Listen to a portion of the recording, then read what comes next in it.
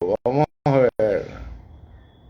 Decía McLuhan que la tecnología es una extensión de las facultades humanas. Así que sí vamos a poder. Nos conectamos. Vamos a ver. Vamos a ver. Ok.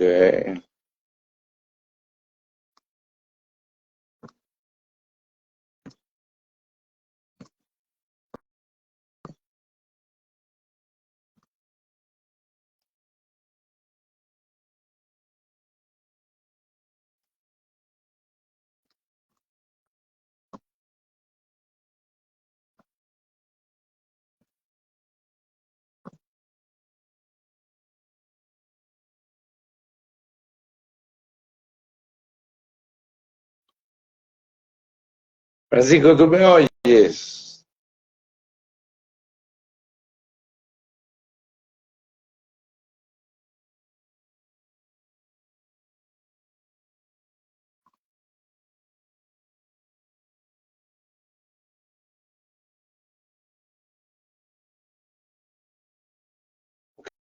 Lo que pasa es que no puedo verte.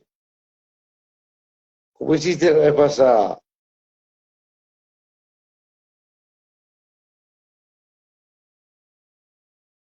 Wow, estos aparatos ahora no le permiten request.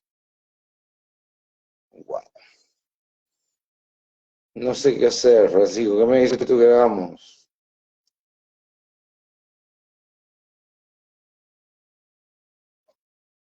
Estamos temprano todavía. Ya, te voy a invitar de nuevo.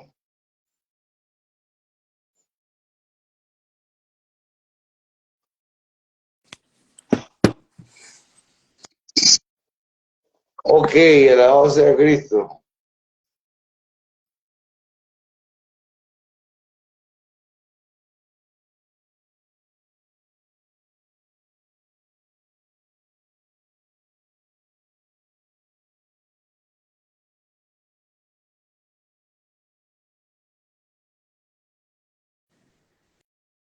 ¿Me ves? Francisco, ahora sí te No veo. ¿Qué pasaba? sé, pero es medio misterioso. Bueno, hemos quedado como unos fantoches. Ahí te fuiste otra vez.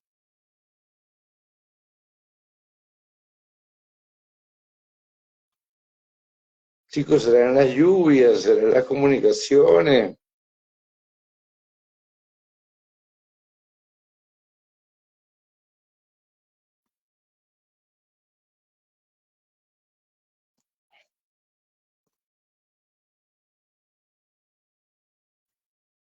Vamos a ver. Ok, ahí Ok. estás. La, la cosa es que no te vuelvas a Sí, ir. es que aquí me parece, yo no me veo a mí mismo, pero no importa. ¿Tú me escuchas? No, Tú te ves a ti no, mismo. pero no importa. Yo sí veo ambas pantallas. Ok. Ok. Adelante. Bueno, vamos a tratar de trabajar así porque no sea que yo creo que tú sabes que hay fenómenos naturales ahorita muy fuertes en el mundo y las telecomunicaciones se afectan y capaz y se nos cae. Así que vamos a comenzar. Adelante. Francisco, tú eres primeramente profesor investigador de política energética y director del programa de Latinoamérica del Instituto Baker de Políticas Públicas de la Universidad de Rice en Houston, ¿no?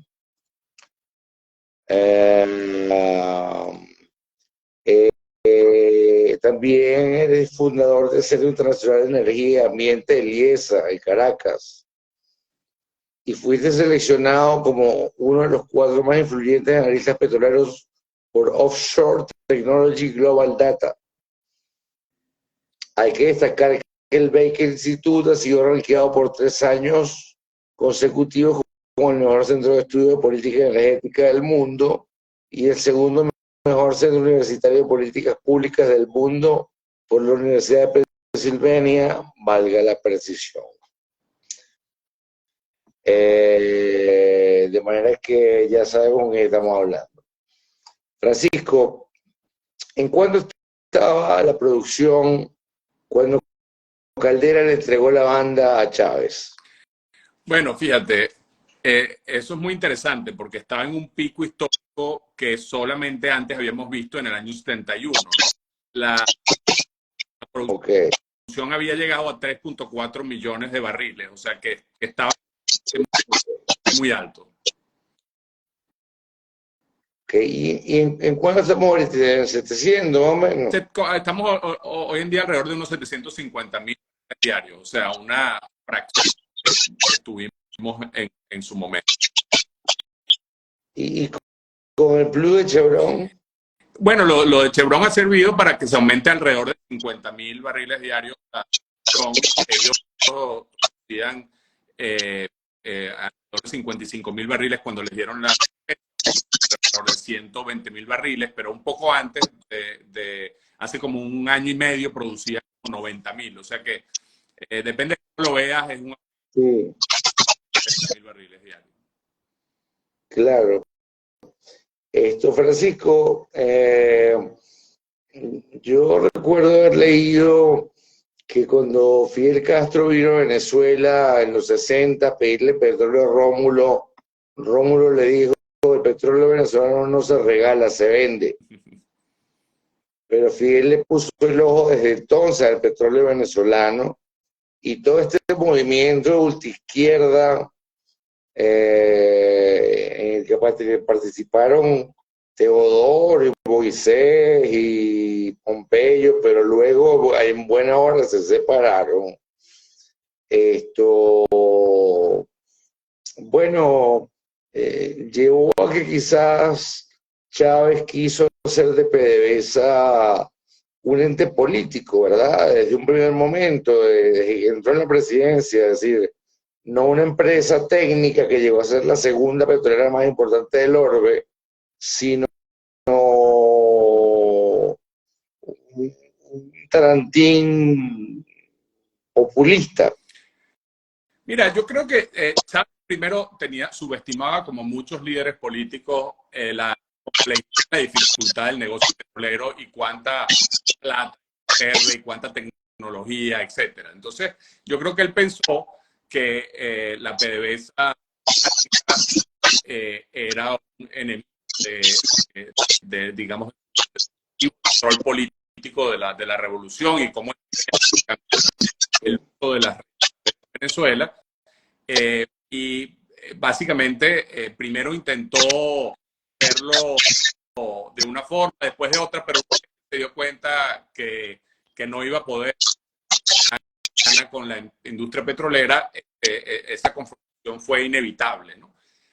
Y entonces, bueno, los famosos despidos del año 2002. Y a partir de ahí, lo malo, ¿sabes? No ha hecho ninguna lección, porque como el precio del petróleo subió de manera muy considerable, yo, Sí. a corto plazo, los efectos de lo que él estaba haciendo. Entonces, dos cosas a la vez que fueron una suerte. Una es que logró entrar en el poder en el momento que estaban entrando 1.1 millones de barriles nuevos por la apertura petrolera. Y número dos, Y Chávez llegó a tener el precio de 120. exacto. Entonces, la combinación de 1.1 millones de barriles del sector privado adicionales, más el aumento de precios más grandes, le dieron a Chávez una ventaja que lo hizo completamente subestimar la viabilidad de lo que... Ok. Te voy a hacer una pregunta. Chavaldini, Mandini, Lameda, ¿qué te parece como presidente de PDVSA? Bueno, mira, Mandini era un hombre de la vieja PDVSA meritocrática, había sido quedado, digamos, out del grupo de Luis Justi, que había conducido y había estado de alguna forma en Citgo. Y él pensó, creo yo, que él podía trabajar con Chávez y evitar que Chávez fuera. Pero en cuestión relativamente rápida se dio cuenta que eso iba a ser tremendamente difícil, porque Chávez lo que quería no era lo que él había dicho, estado dentro del Estado, y que simplemente fuera una empresa, digamos, bien regulada y siguiera los designios del. Y eventualmente Mandini tuvo que renunciar. Chavaldini, por cierto, estaba ya en ese momento dentro de PDVSA socavando a Mandini. Perdón, Chavaldini, que era el como de PDVSA, que era Chávez había comprado su petrolero, grupo de Rodríguez, etcétera. Pero para sorpresa de Chávez, Chavaldini empieza a, digamos, que querer hacer cosas que eran las cosas tradicionales y finalmente, y también genera mucha disrupción porque era un hombre muy competitivo. Finalmente, Chávez decide apostar por un militar pensando que él va a poner, digamos, orden y control en PDVSA, pero claramente muy, muy tecnocrático, muy preparado, y la conclusión de que lo que le estaba explicando los técnicos de PDVSA era la política correcta. Todo esto en paralelo, recuérdate de la reacción de carburos, en la que hubo un cierto encontronazo entre la MEDA y el grupo que estaba redactando, que estaba haciendo una ley estatista. Sí. ¿En qué momento, Francisco, entra el gusanillo de la corrupción, el diablo de la corrupción en PDVSA? Porque el desfalco de Rafael Ramírez fue de 3.500 millones de dólares. O sea, Ramírez tenía partidas, por ejemplo, joyería, jamón, caviar y otras viandas. Mira, yo creo que las estatales petroleras corren este gran riesgo, ¿no? Piensa que es un negocio en que a ti te cuestas menos de $10 y cuando estás ganando $110, haces toda clase de disparates y te queda un margen gigante. Por eso es que es muy delicado esa petrolera que no tenga de cuentas, auditoría, etcétera. ¿Y qué pasó, querido? Bueno, básicamente se perdió todos los controles.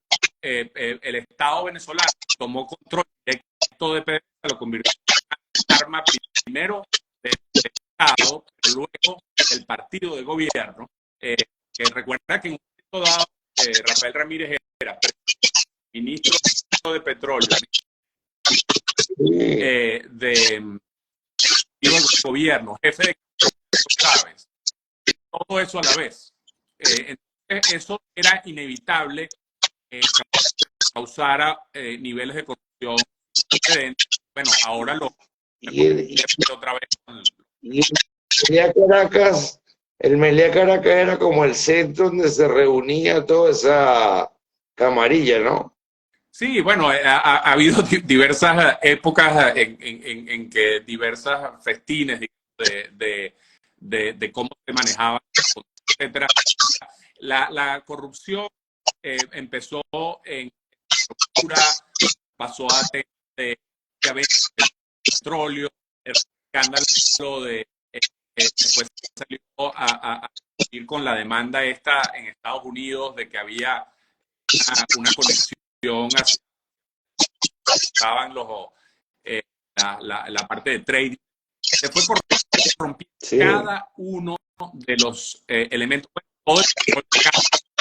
de la emisión de bonos por parte de PDVSA,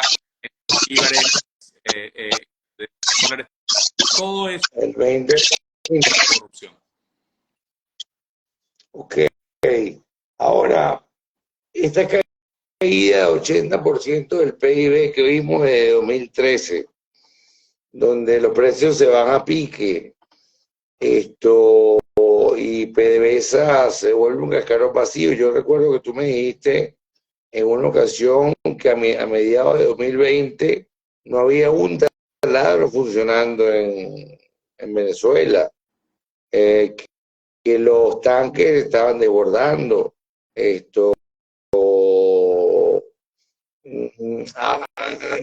A vuelo rasante, es decir, ese estrecho negro oscuro 2013, 14, 15, hasta llegar a la habilidosa mano zurda de los Estados Unidos que vienen acá a negociar y permiten la entrada de Chevron, que es lo único que nos mantiene a flote.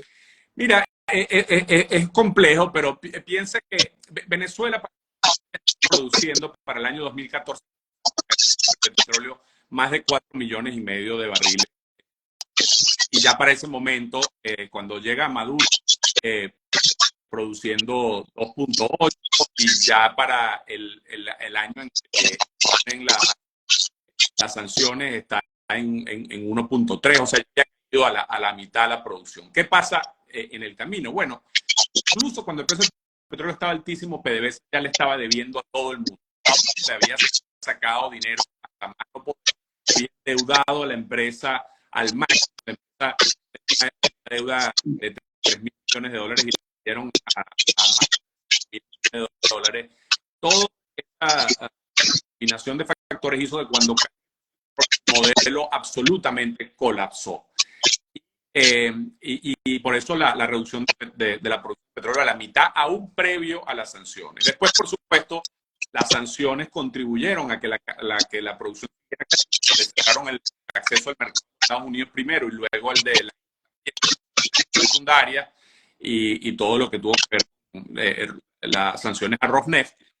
Finalmente, bueno, llegamos a punto que fue 350,000 barriles en el año 2020.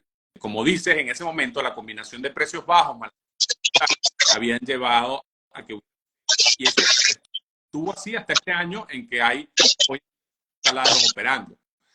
Por lo que la capacidad de mermada e incluso poder incrementar la producción. Ya estamos llegando, digamos, al techo de lo que se puede hacer sin inversiones importantes.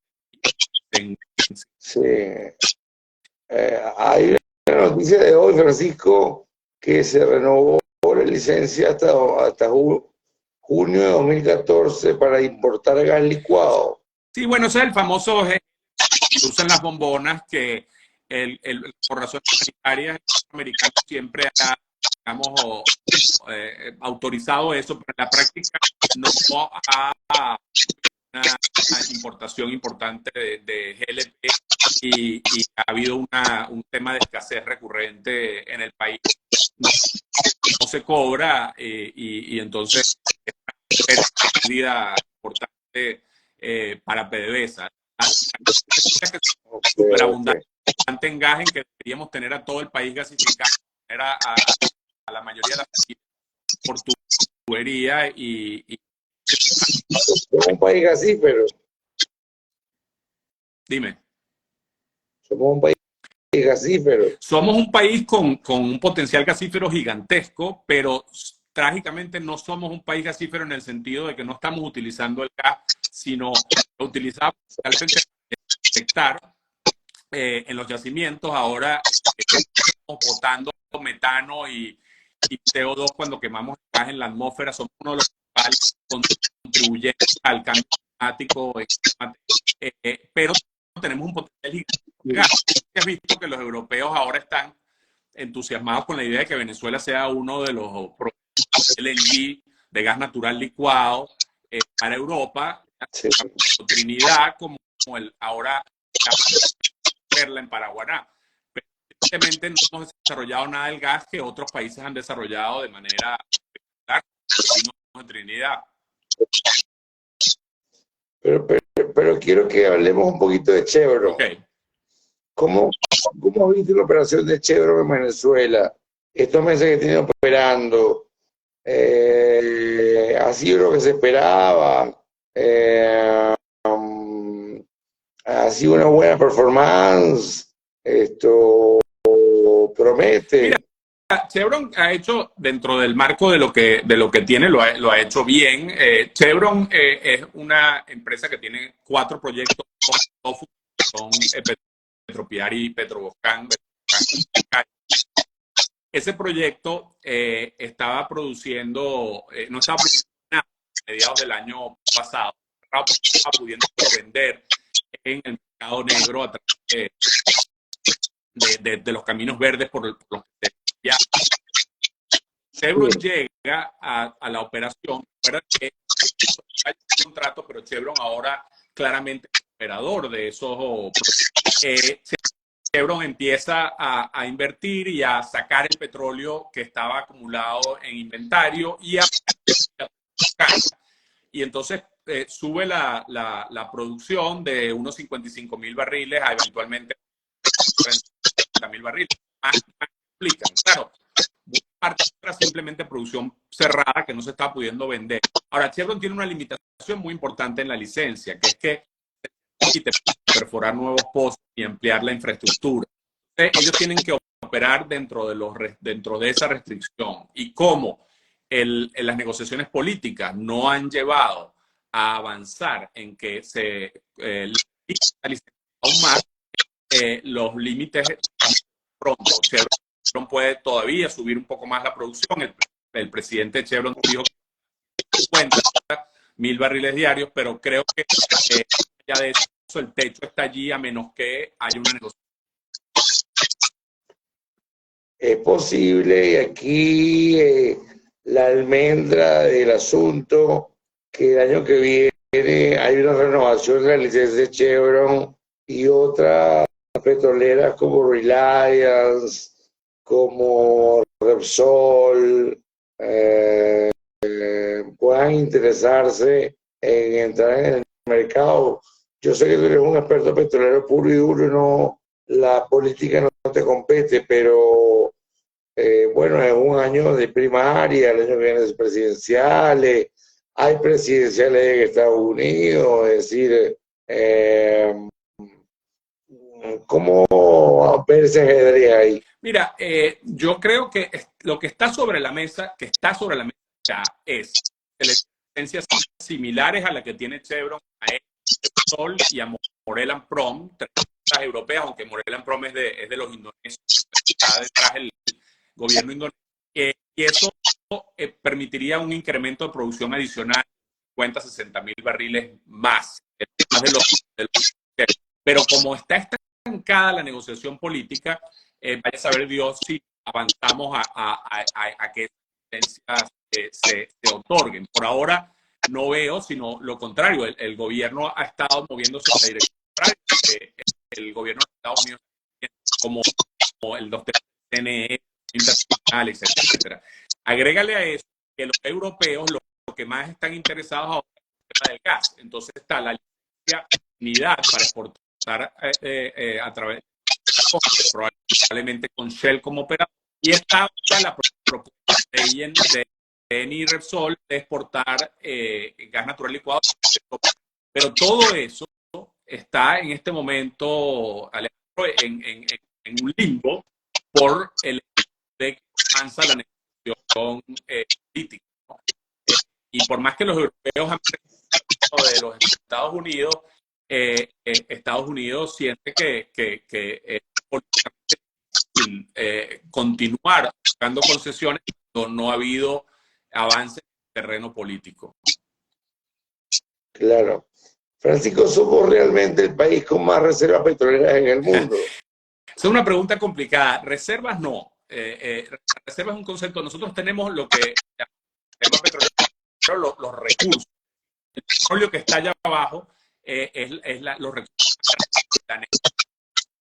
Pero el problema es que para llamar eso reserva tú tienes que tener una serie de condiciones de viabilidad técnica de la extracción, de viabilidad económica, de desarrollo de esas reservas, y Venezuela no tiene ninguna de esas condiciones. Entonces Venezuela dice tener 300,000 millones de barriles de reservas, pero las constructoras especializadas una cantidad muchísimo menor. Si Venezuela era una empresa lista en la bolsa, tuviera que auditar esa reserva, probablemente no podría tener una cifra de más de 50,000 millones de dólares, de 50,000 millones de en el plazo, y eventualmente podría incrementarla si hiciera una serie de inversiones. Pero Alejandro, es que ya eso lamentablemente va dejando de ser relevante en la medida que la técnica va a pasar y Venezuela se va a quedar esos recursos que ni siquiera los va a pasar a reservas, a menos que haya un cambio muy importante, institucional, político, que lleve a desarrollar la industria petrolera en Venezuela. Si no, nos vamos viendo lo que producimos ahora un poco más y va a ser irrelevante si tenemos o no reservas. ¿Qué es lo más que podemos producir a un lapso de 3 o 4 años? Mira, Venezuela puede aumentar 100 y 200.000 barriles diarios por año. Por un periodo, Venezuela podría llegar a producir 3 millones de barriles, digamos, en sí. Pero eso requiere inversiones que son realmente colosales, ¿no? Que requerirían una combinación de elementos que son difíciles de imaginar en el sentido de que las empresas internacionales se sientan no solo atraídas a invertir en Venezuela, sino seguras que esa inversión, digamos, un piso jurídico o institucional, etcétera, sólido. Entonces, esas condiciones son difíciles de imaginar, pero si se lograra, no hay duda de que Venezuela tiene una ventaja que no tiene prácticamente ningún otro país, que es que tiene la infraestructura y lo que llamamos en el negocio petrolero brownfield, proyectos que ya están semidesarrollados, que ya tienen la infraestructura y que lo que falta es simplemente perforar pozos y conectarlos, ¿no? Eso le ofrece una ventaja a Venezuela tremenda sobre, por ejemplo, países como Argentina o Brasil o incluso Guyana. Guyana, que va a transformarse en un productor ya produce 200.000 barriles diarios, va a producir 600.000 barriles diarios. En Guyana hay que explorar. Dime. ¿Cómo está eso con Venezuela? ¿Hay posibilidad de que en territorio marítimo haya yacimientos pertenecientes a Venezuela? Mira, es muy probable que en la zona marítima, vamos a llamar en reclamación, porque obviamente está la parte de tierra, pero eso lleva a una zona marítima. En cualquier caso, incluso si la frontera fuera la frontera que los guyaneses dicen, obviamente hay que delimitar las áreas marítimas. Claro. Que se le otorgó a Exxon y donde se ha encontrado petróleo, parte está en reclamación. Ojo, Exxon no ha perforado pozos que estarían en disputa. Pero, o sea que las reservas que se han encontrado hasta ahora no están en el área en disputa.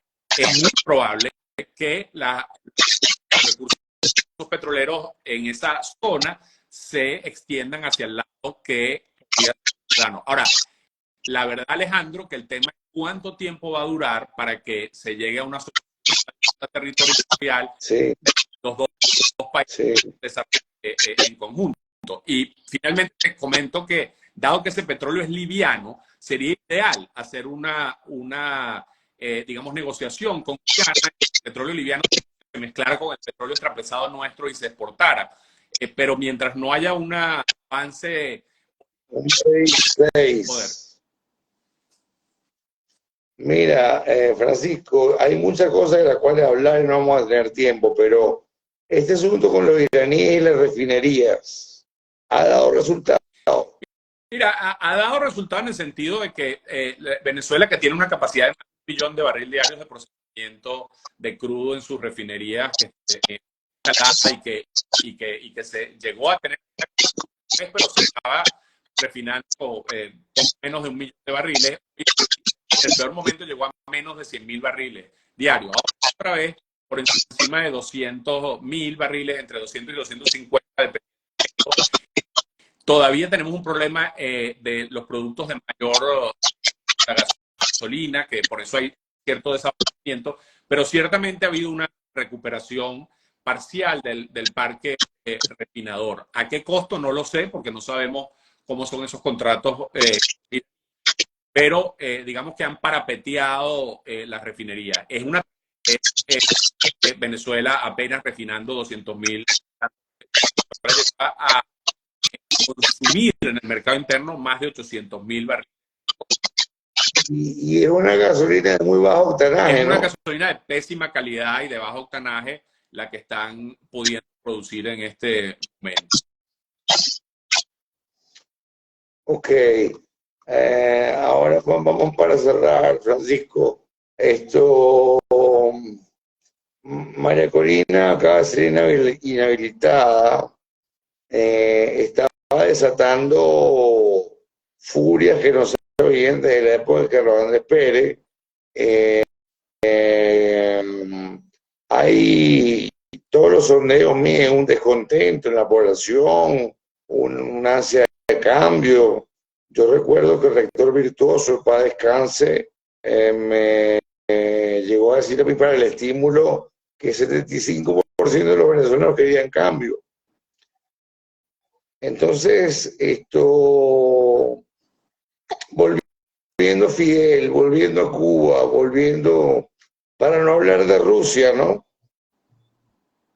Quiero que finalmente me hagas un análisis de una posible socialización del petróleo venezolano, es decir, no la privatización de la que habló María Corina, sino que los chinos, por ejemplo,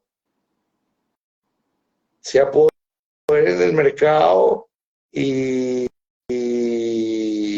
bueno, quizás los iraníes y se produzca un mirar hacia el otro lado. Mira, obviamente lo que realmente necesita Venezuela es una apertura masiva al capital, pero como bien dice eso en el contexto de la gobierno de Nicolás, es difícil de imaginar. El pragmatismo los ha llevado a cosas como el contrato de Chevron. La alternativa es lo que intentaron en el pasado con sus aliados, pero el problema es que Rusia en este momento no puede ayudar a Venezuela en materia petrolera porque también todos los recursos que tienen disponibles los tienen que usar para evitar la caída en su producción. En el caso de Irán está ayudando a Venezuela con unos contratos en esta materia de refinación, pero va a ser un aliado en invertir en el sector, que ha estado hasta ahora siendo operado contratos. Y finalmente, los chinos sí serían un potencial aliado importante, pero los chinos, ¿sabes?, han estado han sido como muy cuidadosos con Venezuela, es decir, no se han prestado mayor nacional, están tratando de unos 20.000 millones de dólares de Venezuela, han podido cobrar recientemente por las sanciones secundarias, y los chinos de vez en cuando aparentemente parecieran explorar la posibilidad de invertir otra vez en defensa y en producción, pero no, hasta ahora no se ha materializado. Entonces, yo veo difícil, aunque creo que los chinos son los únicos aliados que podrían ayudar a recuperar parcialmente la petrolera en un contexto como el que tenemos. El chavismo no digamos, permite una política, pero significativa, en mi opinión. Bueno, Francisco, del petróleo podríamos pasar la noche entera hablando, pero te voy a hacer una última pregunta. Citgo, ya hay sentencias de ejecución, ¿verdad? De parte de las acciones de Citgo. ¿En qué posición estamos con Citgo? ¿Qué pasa si perdemos Citgo? Obviamente mantener Citgo en el largo plazo se ha vuelto dificilísimo en un país en que el gobierno endeudó a Venezuela por más de 150.000 millones de dólares para pagar. Entonces, si hubiera una refinanciamiento, reestructuración ordenada de la deuda, está imaginable que se pudiera salvar. Por ahora, lo que tenemos, la única razón por la que no se ha terminado de rematar las sanciones que impiden que se ejecute. Pero, como tú dices, ya hay sentencias que básicamente le otorgan a la empresa Cristalex y después los de bonos, etcétera, que el juez está prácticamente para ejecutar la gente que está administrando en este momento a PDVSAT, Oki, a Citgo, están con esos acreedores. La momento está en una buena situación financiera, ha estado ganando mucha plata, ver cómo pagarle, pero en el caso, el escenario por la de que debemos muchísimo dinero, el gobierno de Maduro no está ni en capacidad por el tema de elecciones, ni siquiera hacer lo que hay que hacer. Ok. Francisco, te agradezco muchísimo el tiempo que me dedicaste. Para mí fue un honor abrir este podcast contigo. Has dicho por ahí que cada 10 años, por alguna cábala extraña, cambias de residencia y de trabajo, pero que te sientes muy bien. Estás ahorita en Houston y en la Universidad de Rice. Esto es así. Mira, sí, la verdad que yo estoy en un lugar que no me imaginé que iba a lograr conseguir, en que yo trabajo en toda América Latina, desde aquí Houston, y tengo la capital energética del mundo, conversando todo el tiempo con expertos, y es un privilegio, la verdad, es tener este espacio que uno puede hacer investigación, docencia, etcétera, digamos, bien remunerado, con recursos en una institución de primer nivel. Yo la verdad que no puedo no te puedes quejar por esta oportunidad. Ok.